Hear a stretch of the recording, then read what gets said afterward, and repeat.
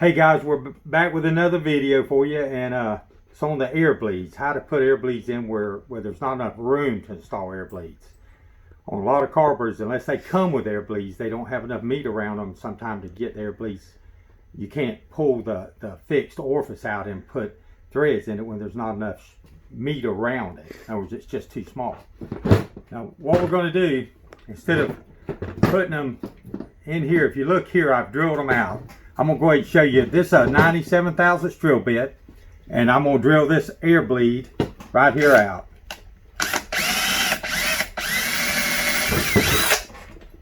There you go, just that quick. Now, anything, you can do 100 thousandths if you want to. It don't really matter, because we're going to put, I'm going to show you how to put the air bleeds inside. I done took that one out, hadn't I? But anyway, I'm going to show you how to do this. I'm going to show you how to put air bleeds in where there isn't any. You take the bowl and your meter block off, and here, right here is your idle bleed, and this here is your high speed bleed. And what we're going to do with a 6/30 seconds national course tap, you don't even have to drill it because it's already the right size.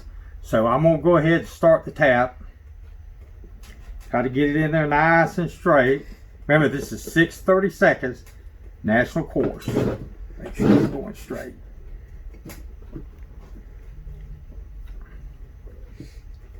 I'm going to go on past where I need to go, because I'll show you why as we go into the video. I'm going to run this in and out, blow it out, and do it again.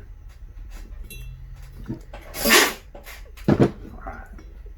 I'm going to run it through here one more time.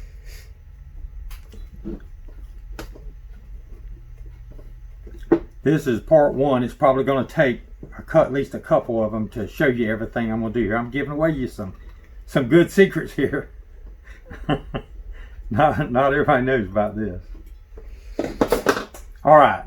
Now, I just went through that with a 6/30 seconds national course, and I didn't have to drill it or nothing. But now I'm going to have to drill it. I'm going to have to drill it to make, I'll show you real quick, this little head.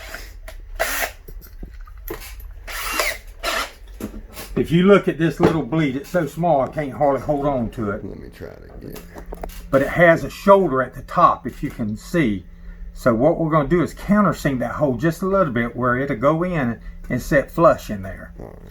All right, here we go. We're going to do this a little at a time.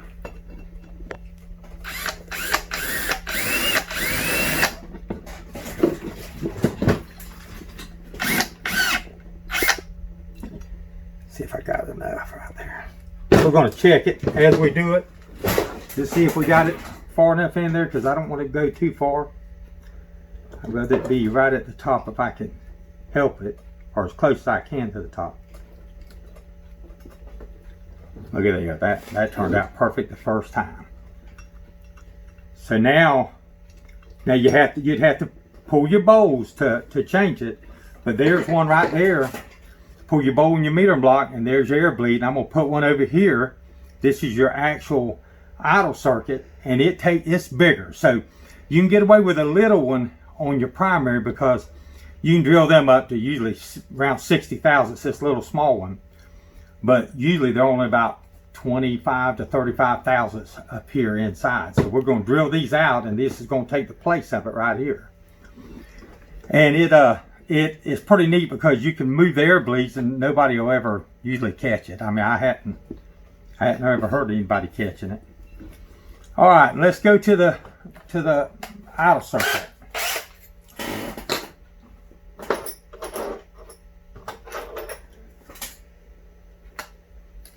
Let me measure this one and tell them what size this is, Matt. All right. This drill bit is 177 thousandths. That's what I use. That seems to work really good.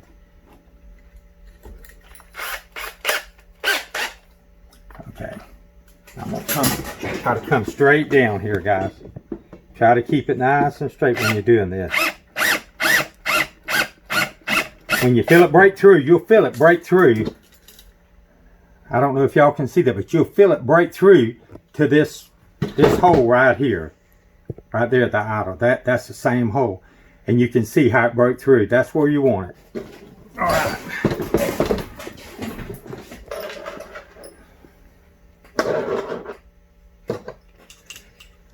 I'm going to change this drill bit out. This was a 6/32 national coarse, and we're going to go to a 10/32 national fine.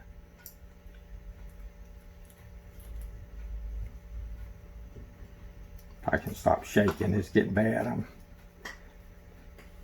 You get old and decrepit. All right, we're going to go in the same way on it.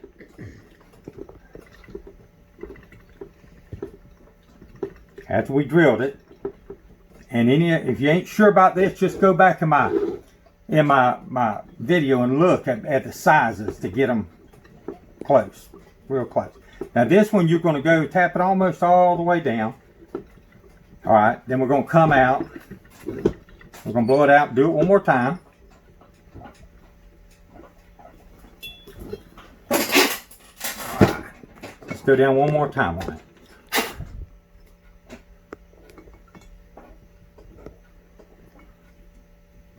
All right, here we go. Yeah, that's a nice thread in there. We got that. I just like to make sure when I tap it, you tap it one time. Now you got to do this in order. This has to be drilled out. I mean, drilled out and tapped before you can countersink it with this. And this is for the bigger air bleed right here in my hand. The way you see it. Okay. This is 1/4 inch, 250 thousandths. Now we've got to countersink that down right to that size. And we got to do this careful. You don't want it to catch hold of it and go too far. Like it's trying to do right now.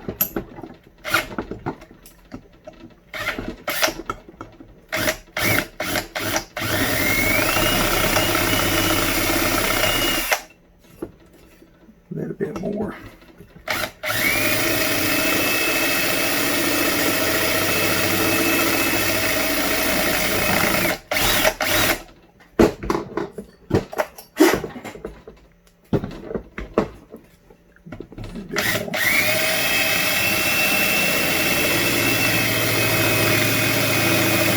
You have to keep playing with this until you get it right. All right.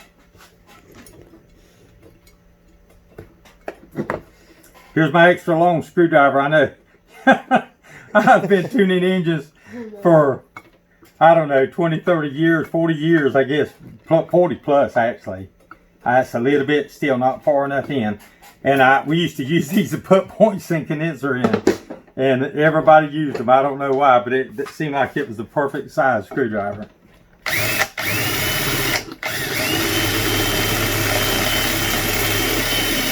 What you don't want to do is let it catch and dig in quick.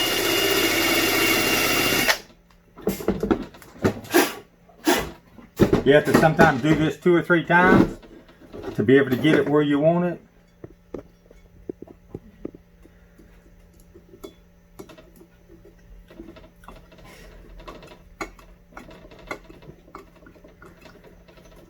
That's perfect. That's come out good. All right, guys.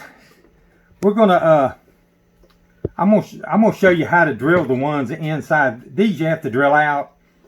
Anytime you put the orifice down here, you got to drill the little fixed orifice out of here. It's a little brass orifice, and you got to drill them out. We're gonna get to it on the next video. This is video part 1, and you can see that's got them hid. They'll never know. They'll look down in your carburetor and they'll never usually catch something like this if you're trying to hide it.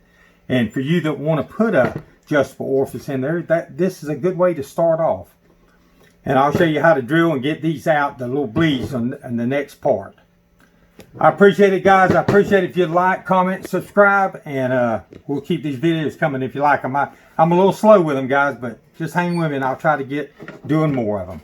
Thank y'all. Good evening.